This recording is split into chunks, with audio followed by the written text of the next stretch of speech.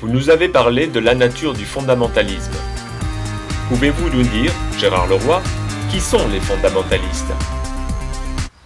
Les fondamentalistes sont dotés de la structure psychanalytique du fanatique.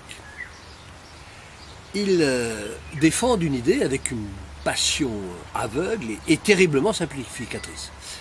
L'idée qu'ils défendent, elle est une, elle est simple, elle est claire, elle est dure, elle ne souffre aucune alternative, elle est absolument inébranlable. Le fondamentalisme, c'est une quête obsessionnelle de simplicité et de pureté. Vous voulez quelques exemples, hein ? Un institut biblique de Genève enseigne que tout ce que dit la Bible est littéralement vrai, que tout le monde aurait été créé en 6 jours, que Ève aurait bien mangé la pomme. Il s'agirait de faits et non de mythes ou de modes de récit. Certains fondamentalistes ont une influence qui n'est pas négligeable sur des décisions politiques au cours de l'histoire, aux États-Unis par exemple.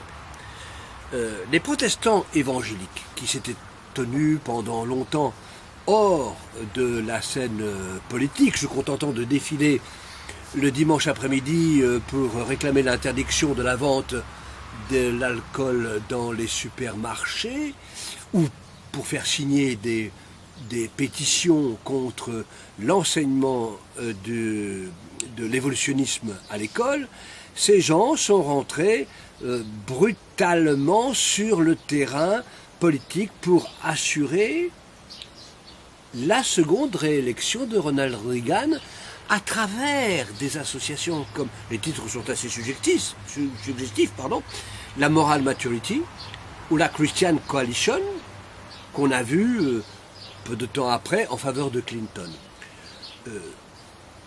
Il n'y a pas qu'aux États-Unis, prenons le cas de Jérusalem. Il y a à Jérusalem une secte ultra-orthodoxe, celle des gardiens de la cité, des Netrei Karta. Ils ne sont pas très nombreux, ils sont 6 à 800 peut-être. Elle est rebelle, antisioniste, elle fait la fête. Le jour où la nation commémore ses fils qui ont été tués au combat, et elle envoie ses émissaires à Téhéran pour soutenir le président iranien Ahmadinejad dans son projet de liquider l'entité sioniste. Alors c'est assez cocasse de voir ça au Parlement de Téhéran, le président Ahmadinejad qui parle devant un premier rang qui est rempli par des rabbins de Netrei Karta. Dans le même temps, les chrétiens évangélistes se disent sionistes et se lient aux ultranationalistes religieux juifs qui veulent bouter arabes et musulmans en dehors de la cité sainte.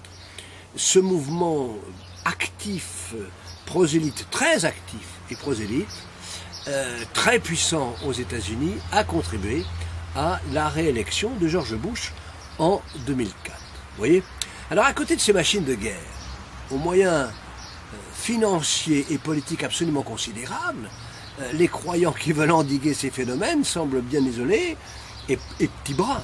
Ce qui caractérise les fondamentalistes d'un mot, fanatiques, religieux, sportifs ou politiques d'ailleurs, c'est leur degré d'aliénation mentale.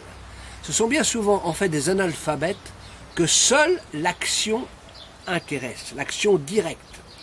La religion des fanatiques est un prétexte, un outil de pouvoir au service de la haine, d'une haine de la modernité symbolisée par une Amérique impériale. Ils ont en fait le goût pour l'action révolutionnaire. Toute tentative de négociation peut paraître vaine. Ils ne veulent rien, ils ne demandent rien. Et Barnaby, dans ce livre que j'ai cité par ailleurs, Les religions meurtrières, il en vient à cette terrible conclusion sur leurs intentions. Ils veulent tuer le plus de gens possible. Voilà. Alors il faut reconnaître dans ces gens, ces bâtisseurs modernes de la tour de Babel, qui veulent, comme les bâtisseurs de la tour comme les bâtisseurs de la tour de Babel, ils veulent dominer la terre, ils veulent titiller les cieux, ils veulent réaliser leur vision prométhéenne, éliminer ceux qui ne leur ressemblent pas. Ces gens veulent penser l'unité sans la diversité, ils se font secte.